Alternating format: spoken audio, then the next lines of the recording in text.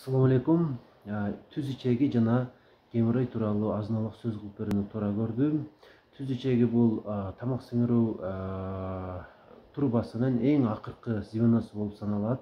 Узундугу 18 сантиметрге чейин жеткен орган жана диаметри эң калың жери, эң чоң жери деп айтсам болот, 7 сантиметрге чейин, 7,5 сантиметрге чейин жетет.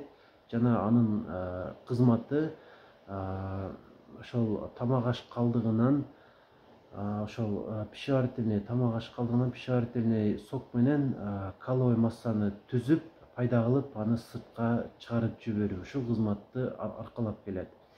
Жана ал эки изгибтен турат, 1-2. Кошумча эки сфинктер бар, ички жана сырткы сфинктер. Алардын кызматы болсо пайда болгон каловый массаны ошол жерде, мисалы кээде ажаткана таппай же болбосо убакыт болбой жүрүп калган учурда 1-2 саат бою ошол нерсени каловый массаны кармап турат дагы, керектүү учурда ачылып, ички жана сырткы ошол сфинктерлер ачылып туруп, каловый массаны сыртка чыгарып жиберип, кайра жабылат. Булардын кызматы жөнөкөй тил менен айтканда тормоз деп айтсак деле боло берет. Кошумча дагы бир геморродальный узел деген венал кан тамырлардын тутуму бар бул жерде. Анын кызматы эмне десеңиз, ал ошол эки сфинктерге жардам берет деп түшүндүрсөм болот бир сөз менен айтканда. Мисалы ошол эки сфинктер бул негизги тормоз болсо унаада, ал геморродальный узел болсо ручной тормоз деп айтсак деле болот. Ошол тагыраагы каловый массаны сыртка чыгарып жибербей кармап туруу кызматына жардамдаша турган орган деп түшүнсөк болот. Кан тамырлардын тутуму.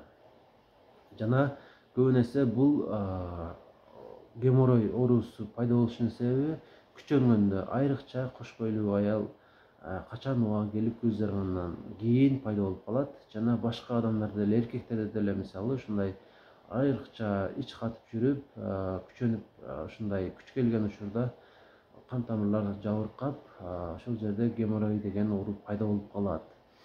Жана мындан качуу чындыгында өтө кыйын. Пайда болуп калуу мүмкүнчүлүгү өтө жогору. Эми аны менен кантип күрөшүү керек? Эң оңой жолу муну операция жолу менен кесип салуу же болбосо лазер менен күйгүзүп салуу. Ушул эки ыкма менен андан толук кутулуп кетүү мүмкүнчүлүгү бар. Бирок айтып кое турган нерсе, мисалы унаада керексиз болгон бир дагы запчасть болбогон сыяктуу эле адамдын организминде дагы керексиз болгон бир дагы орган болбойт. Демек, геморродальный узел дагы өзүнүн кызматтарын ар дайым аткарып турат. Андыктан андан кутулганы шашылбаңыз. Эгер сизде геморрой бар болсо да эле, ал сизге ар дайым тоскоолдук кыла бербейт. Кээде гана, мисалы бир жылда 1-2 жолу гана козгоп калышы мүмкүн, башка учурда кадимгидей эле аны сезбей деле жашай бересиз. Эми эгерде сиз ошол геморроюңуз козголуп калган болсо эмне кылуу керек? Жакшылап жууп, жылуу суу менен, ысык болбойт, жылуу суу менен жууп туруп, кир сабындап, артынан натальсит деген свеча бар, ошондон эртең менен кечинде коюп турсаңыз, дээрлик бир жума ага жетпей деле ремиссия болуп, жакшы болуп жүрө бересиз, айыгып кетесиз деп айтсам болот. Ага кошумча, эгерде сиз ошол жабыркабай эле жүргөн болсоңуз, бирок сиздин геморроюңуз бар болсо, оору козгобош үчүн эмне кылыш керек? Мүмкүн болушунча ичиңизди катырбашыңыз дагы, жана дагы өткөрбөшүңүз дагы керек. Катырбаш үчүн эмне кылыш керек десеңиз, буга мурда деле көп нерселерди айтканмын, ошол эле сунуштарды дагы айтып өтөм. Мүмкүн болушунча жер жемиштерди, грубый волокна деп коет, ошол нерселерди, клетчатканы көп жеш керек болот. Бул нерсе мөмө жемиште, айрыкча көк алмада жана жер жемиштерде бар, кызылча жана чөптөрдө айрыкча.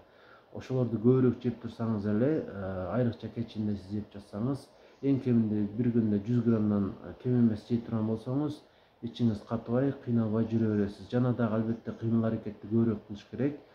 Эң кеминде 30 мүнөт бир күндө. Жана дагы офисте иштей турган болсоңуз дагы жарым саат иштеп, 5 мүнөт туруп, кыймыл аракет кылып койсоңуз, ушул дагы сизге абдан жакшы жардам берет. Ошол учурда геморродальный узелдер козголбой, жакшы эле жүрө бересиз деп айткым келет. Дагы сунуш, негизинен ушул жакшы өзүңүзгө карап ишти катырбай жүрө бериш керек. Ишти дагы өткөрбөш дагы керек деп айттым. Ал үчүн болсо эскирип калган эскирип калган дегенде муздаткычта турса деле бир күн турган тамакты жебей койсоңуз же болбосо күмөндүү болуп турган тамак ашты жебей койсоңуз, айрыкча күн ысык убактарда ушуларды эле сактанып тура турган болсоңуз, ушул геморрой ичиңиз өтпөй кыйналбайсыз дагы, геморрой дагы сизди көп кыйнабашы мүмкүн. Ушул нерселерди аткарып коюу дагы сизге өтө чоң жакшылык алып келет.